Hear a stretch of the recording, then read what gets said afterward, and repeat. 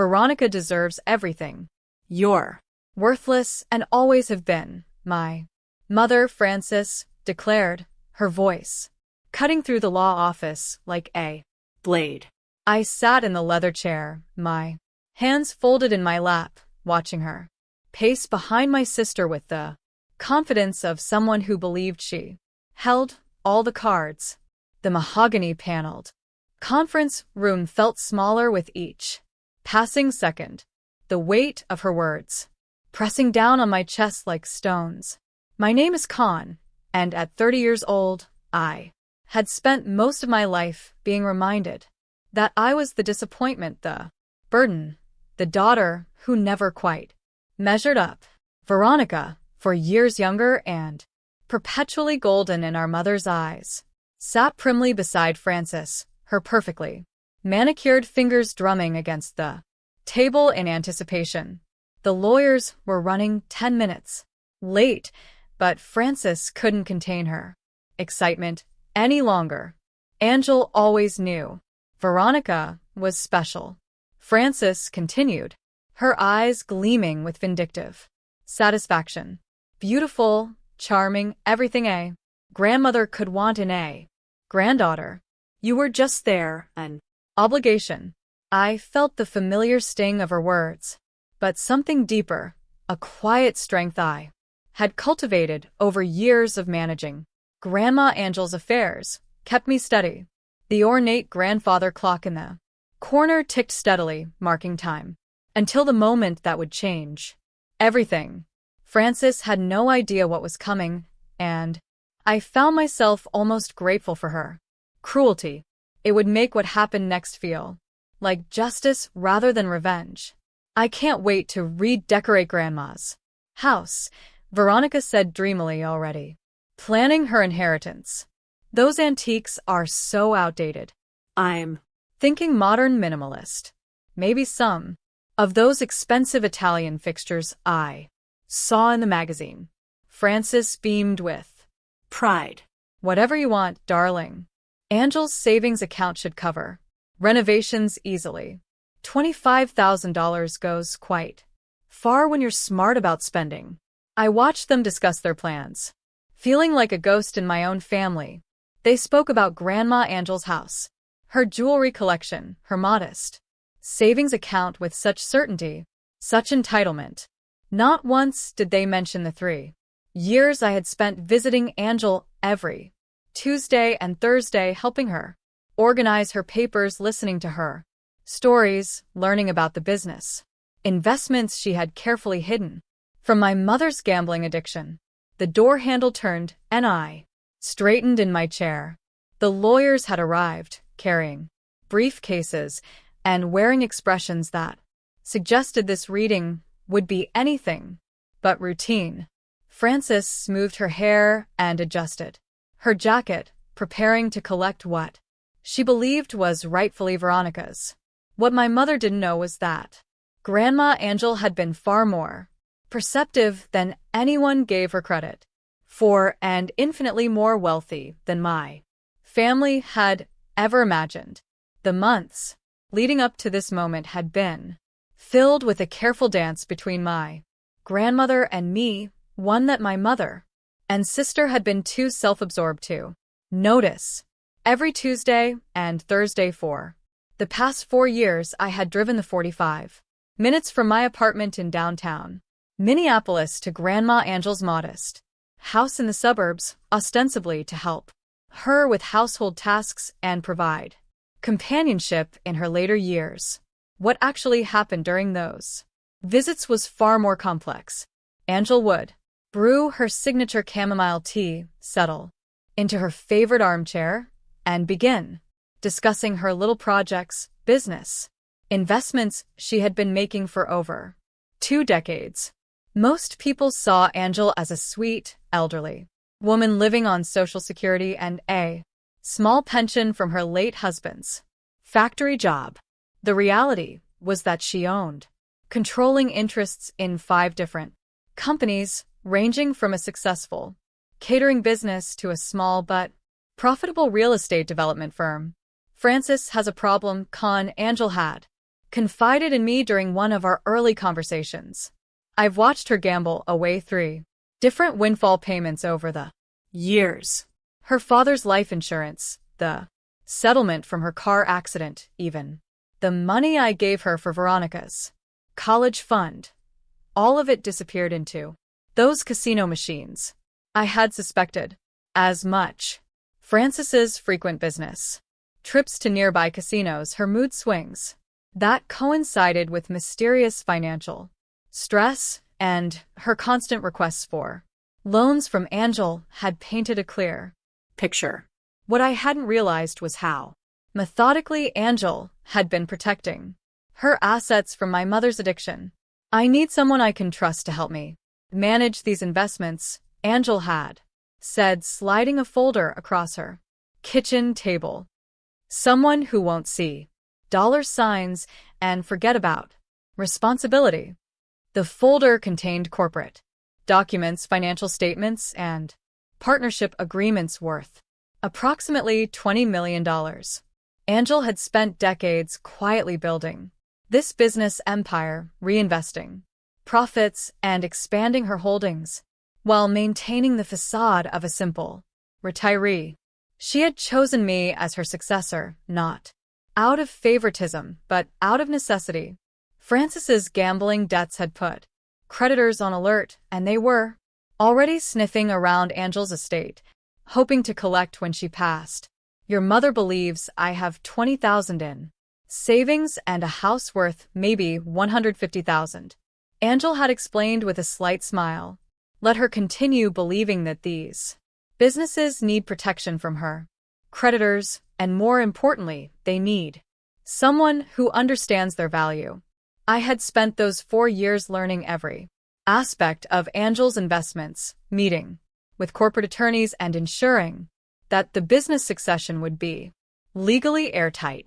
Frances and Veronica had occasionally made snide comments about my charity work with Angel, never bothering to ask what we actually discussed during our long afternoons together.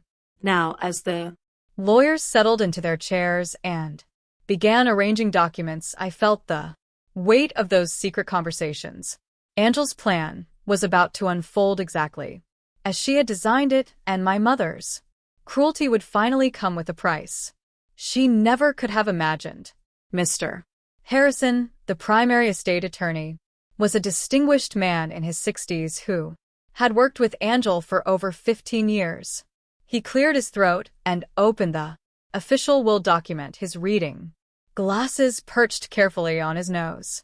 Frances and Veronica leaned forward eagerly, while I remained composed, my heart beating steadily as the moment approached. The last will and testament of Angel Elizabeth Thompson, Mr. Harrison began. Formally, I, Angel Elizabeth Thompson, being of sound mind and body, do hereby bequeath my worldly possessions as follows. Frances gripped Veronica's hand, both women barely containing their excitement. They had been anticipating this moment for months, ever since Angel's health had begun declining. I watched them with a mixture of sadness and determination, knowing that their joy would be short-lived but necessary. To my granddaughter Veronica, I leave my family home at 1247 Elm Street, including all furnishings, fixtures, and personal belongings contained within. Additionally, I bequeathed to Veronica my complete jewelry collection and the contents of my savings account at First National Bank. Veronica squealed with delight, her hands flying to her mouth in theatrical surprise. Frances began crying tears of what appeared to be gratitude, though I suspected they were tears of relief at securing what she believed would solve her mounting debts. They embraced dramatically, while Mr. Harrison continued reading the formal language of the bequest. The jewelry alone must be worth $30,000, Frances whispered loudly to Veronica, and that house is in such a desirable neighborhood now. I felt a familiar pang of exclusion as they celebrated, but it was quickly replaced by anticipation. Angel had warned me that this moment would be difficult, that watching them receive what they believed was everything would test my resolve. She had been right. Seeing their triumphant faces, hearing their immediate plans to liquidate Angel's memory for cash made my chest tighten with grief and anger.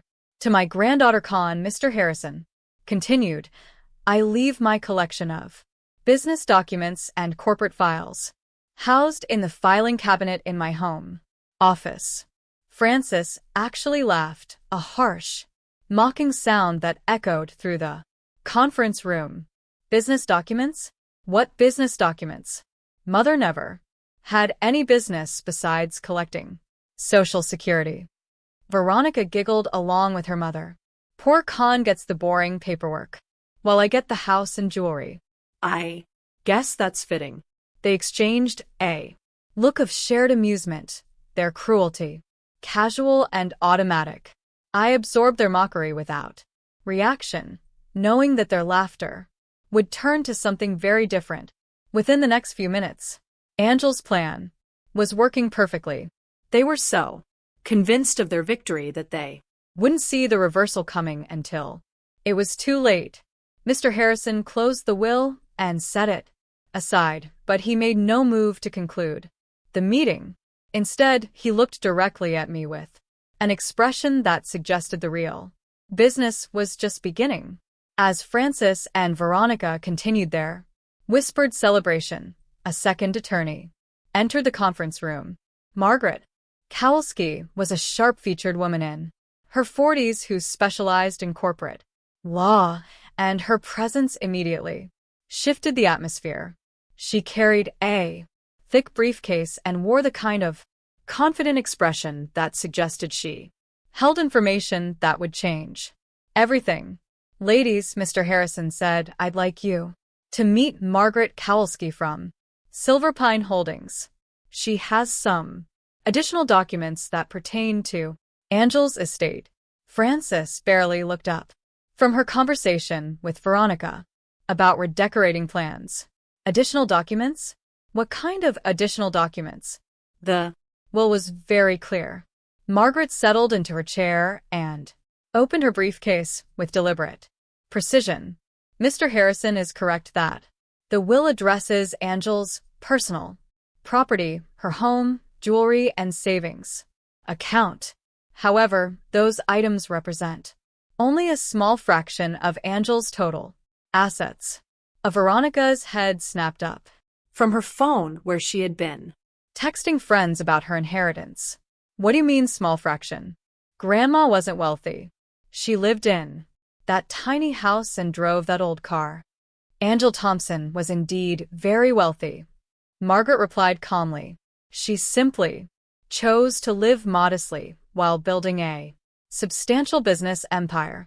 For the past 22 years, she owned controlling interests in 5 different companies, managed through a complex but legal corporate structure designed to protect her assets. The color began draining from Frances's face. Business empire? That's impossible. My mother worked at the post office for 30 years and then retired. She never mentioned any businesses.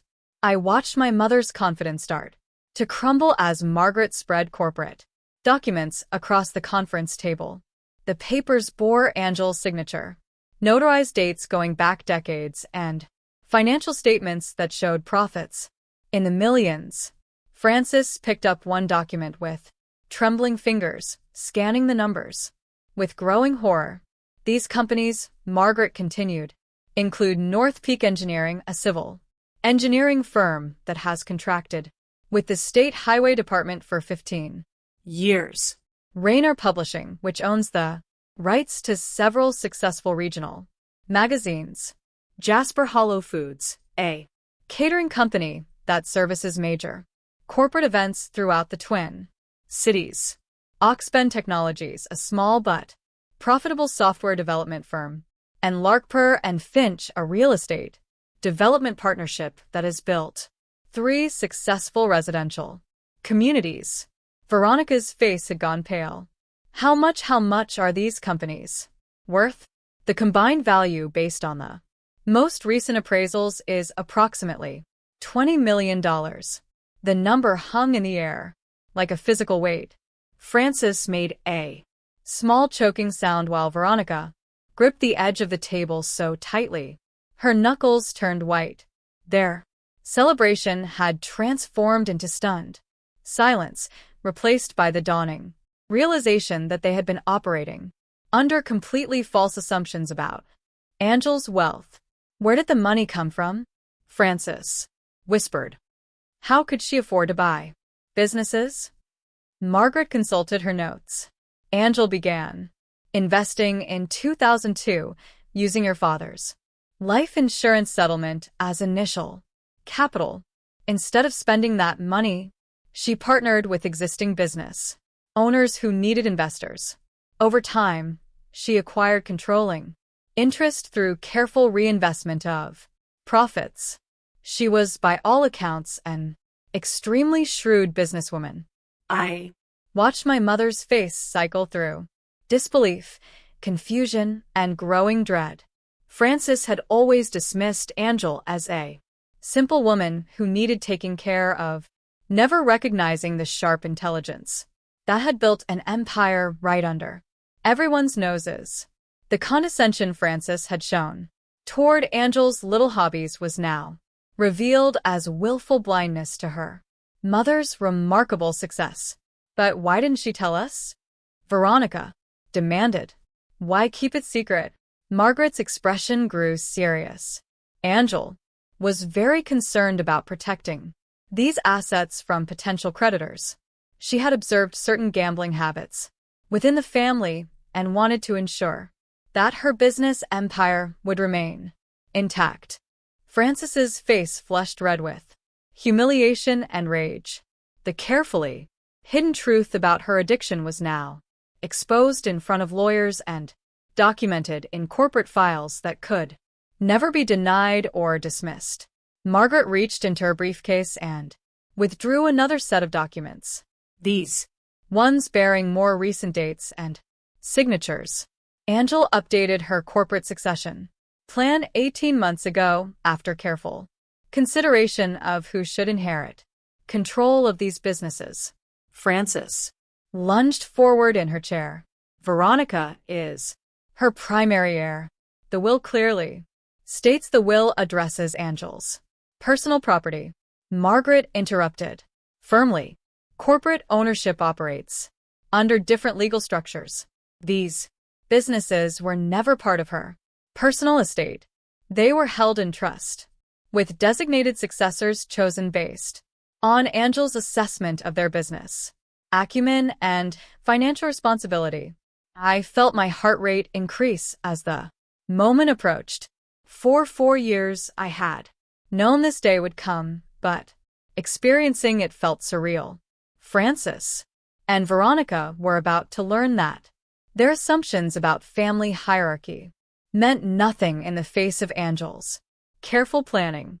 Who inherits the businesses? Veronica asked, her voice strained with anxiety. Margaret turned to face me directly. Con Thompson has been designated as the primary successor for all 5 companies. She has been working closely with Angel for the past 4 years, learning the operations and meeting with management teams. The transition is designed to be seamless. The silence that followed was deafening. Frances stared at me as if seeing a stranger, her mouth opening and closing without sound. Veronica's perfect composure shattered completely, her face contorting with disbelief and fury. That's impossible. Frances finally managed to say, Con doesn't know anything about business. She's never shown any interest in. Actually, I said quietly, speaking for the first time since the lawyers had arrived. I've been learning about these companies for 4 years. Every Tuesday and Thursday when I visited Grandma Angel, we went over financial reports, met with managers, and discussed long-term strategy. She was an incredible teacher. Veronica's eyes filled with tears of rage. You knew about the money this whole time and said nothing. Angel asked me to keep the businesses confidential until after her death. I replied calmly. She was concerned about protecting them from outside interference. Francis's face twisted with understanding. Outside interference? You mean my debts? Margaret nodded. Angel was very explicit about her concerns. She had observed multiple instances where family resources were lost to gambling debts, and she wanted to ensure that her business empire remained stable and productive. The weight of the revelation settled over the room like a heavy blanket. Frances realized that not only had she underestimated her own mother's wealth and intelligence, but that her gambling addiction had cost her family access to millions of dollars. Her years of condescension toward Angel, her dismissal of Angel's boring conversations about investments, had blinded her to the empire that was being built right in front of her. $15 million? Veronica whispered, as if saying the number might make it less real. $15 million, and you get all of it. I inherited the responsibility of managing these companies, I corrected. Angel built something remarkable, and she trusted me to continue her work. Frances stood up abruptly, her chair scraping against the floor. This isn't fair. Veronica is the primary heir. There has to be some way to contest this. Margaret's expression remained professional but firm. The corporate succession has been legally established for years. Every document has been properly notarized, witnessed, and filed with appropriate authorities. Angel worked with multiple attorneys to ensure there would be no grounds for contest. The trap Angel had laid was perfect in its simplicity. She had given Frances and Veronica exactly what they expected while protecting what truly mattered from their potential interference. Frances began pacing behind her chair like a caged animal. Her earlier triumph now transformed into desperate calculation. There has to be something we can do. Some legal challenge. Some way to prove that mother wasn't in her right mind when she made these arrangements. Margaret opened another folder with practice deficiency. Angel anticipated such concerns. She underwent comprehensive psychological evaluations 6 months ago, specifically to demonstrate her mental competency. The results show her cognitive function was well above average for her age group. I watched my mother's face as each avenue of denial was systematically closed off. Angel had thought of everything, spending years building legal barriers that would protect her businesses from the very scenario that was unfolding now. Frances's gambling addiction, her pattern of viewing family resources as her own personal bank account, had finally met an obstacle she couldn't manipulate or overcome. But the house, Veronica said desperately. At least I still have the house and jewelry. That's something. Margaret consulted her notes with an expression that suggested more bad news. Unfortunately, there are some complications regarding those assets as well. Angel's creditors have been monitoring the estate, and there are significant liens against both the property and the jewelry collection. Frances's face went white. Liens? What? Liens? Your gambling debts, Frances. Several casinos have obtained judgments against you over the past 2 years. They've been waiting for Angel's estate to settle so they could collect against any inherited assets. The house and jewelry will need to be liquidated to satisfy those obligations. The final piece of Angel's protection strategy became clear. She had known that any assets left to Veronica would ultimately end up in Frances's hands, and from there would be seized by creditors. By giving Veronica the house and jewelry, Angel had effectively given her nothing. Worse than nothing, since Veronica would now be responsible for the legal proceedings required to transfer the assets to the casinos. Veronica collapsed back into her chair, tears streaming down her face. So I get nothing? Nothing at all. You'll receive whatever remains after the creditors are satisfied, Mr. Harrison said gently. Unfortunately, given the value of the liens versus the appraised value of the property and jewelry, there's unlikely to be any significant remainder. Francis turned to face me with an expression of pure hatred. You planned this. You manipulated her into cutting us out. I helped Grandma Angel manage her businesses, I replied steadily. Everything else was her decision based on her observations of this family over many years. This isn't over, Francis snarled. I'll find a way to fight this. I'll prove that you influenced her, that you took advantage of an elderly woman. Margaret's voice cut through Francis's threats with professional authority. I should mention that Angel documented her reasoning extensively. She kept detailed records of family interactions, including recordings of conversations where gambling debts were discussed. She also documented instances where family members made disparaging comments about her intelligence or business acumen. The recordings.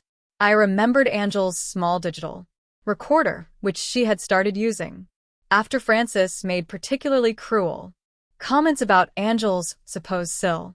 My grandmother had been building a legal defense against exactly the kind of challenge Francis was threatening to mount. Francis sank into her chair, the fight draining out of her as she realized the scope of Angel's preparation. Every contingency had been considered, every possible objection anticipated and countered.